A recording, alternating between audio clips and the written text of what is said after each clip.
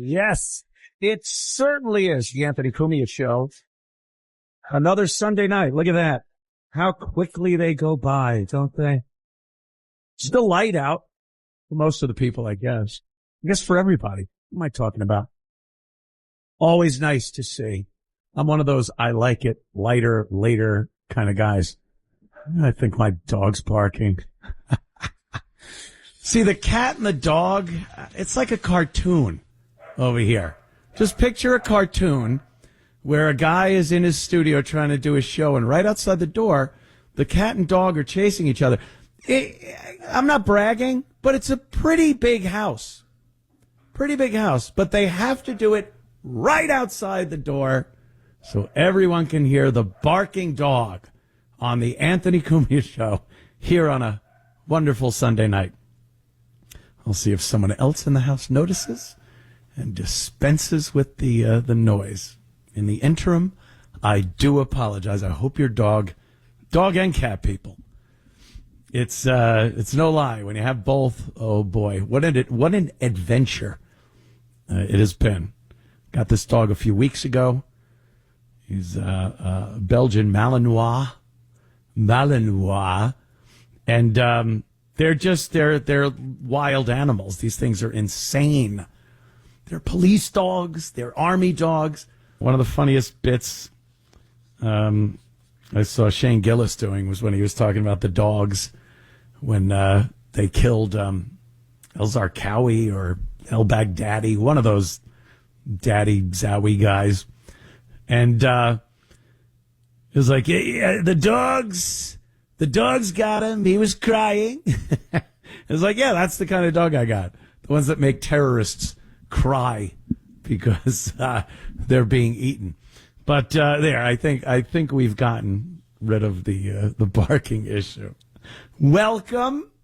Always good to be back here on a Sunday evening with all you fine folk. Let's see. We'll go to with Tommy. How do I take this call? All right. Tommy in Connecticut. If we could plunk him down. There it is. How you doing, Tommy? And I'm loving the show. I'm doing great. Thank you, friend. Listen, Biden either didn't get any treatment or the treatment didn't work, because we know damn well the doctors, he sees a doctor every 6 months, and they were probably hiding it. They didn't want him to expose it during the campaign. But you know what I look at? I see it like he's a guy with he has cancer.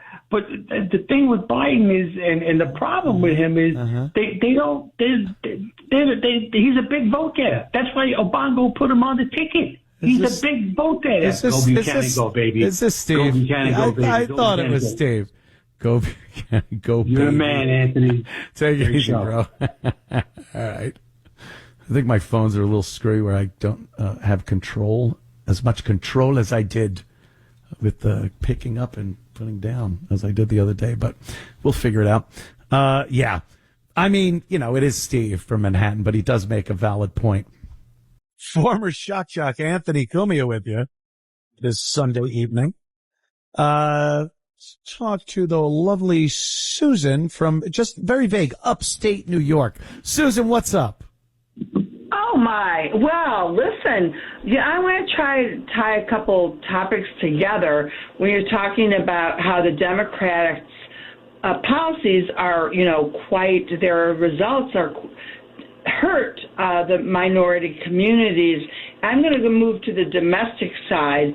When we speak about education and how, minority children are disproportionately trapped in failing and dangerous schools. Susan, can I interrupt you for a second? Are you the same Susan I accused of drinking last call?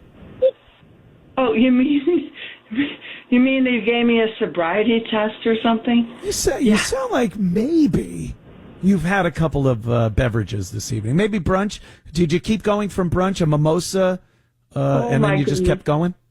That sounds lovely, but no, it wasn't. All right. Okay, I didn't mean to interrupt you. Midwest, so this is just how we talk. I'm really Midwestern, And this is just our cadence. So your dialect is intoxicated. I like it. Ooh. I'm good. Ooh. I've been there.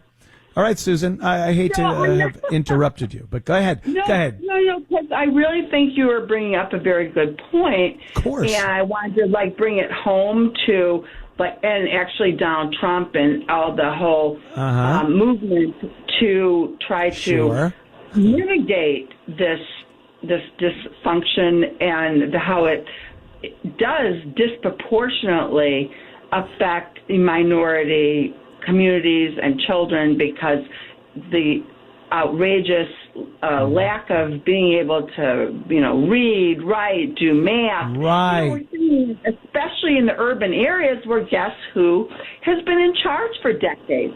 Well, it the has Democrats. been the Democrats. Yes. Yeah. So this is crucial right now. And then bringing it back to another topic that you discussed, which was how New York City, which I lived there for several decades before I escaped, so that I wouldn't get thrown into. Susan, let me just pop in here for a second to let you know, and it's something you could understand. Last call. I'll just call last call for this phone call. So it doesn't mean you got to stop, but you keep going, but you have to know we're shutting everything down. We're starting to clean up, put the chairs upside down on the bar, I heard and on that. the tables. Last call for alcohol, but you don't have to go home, but you can't stay here or something like that. So I've heard that a few times, but that was way in my youth. And just finish it up, Susan, and we'll be fine. No, Curtis Lewa has an enormous opportunity right now to get onto the school choice issue instead of. I love cats and dogs and all that. If he spoke about the children's issue as much as he does about cats and dogs, he will get elected, because that constituency is very interested in school choice, and the Republicans own that issue. He needs to get on it. He can win. And I don't know why crime is important, but I think that this is an enormous opportunity. I hope I spoke to him many times about it after midnight. I get to speak to you, at this hour. You know what? I'm just passionate. I'm sorry. I love it, Susan. I love it. I thank you for your phone call, and I thank you for tuning in on Sunday nights. Thank you so much, Susan. You be well.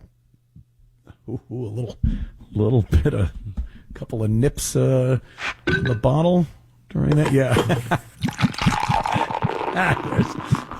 Sounds like Susan's still on the line. Wow. She seems like a fun gal.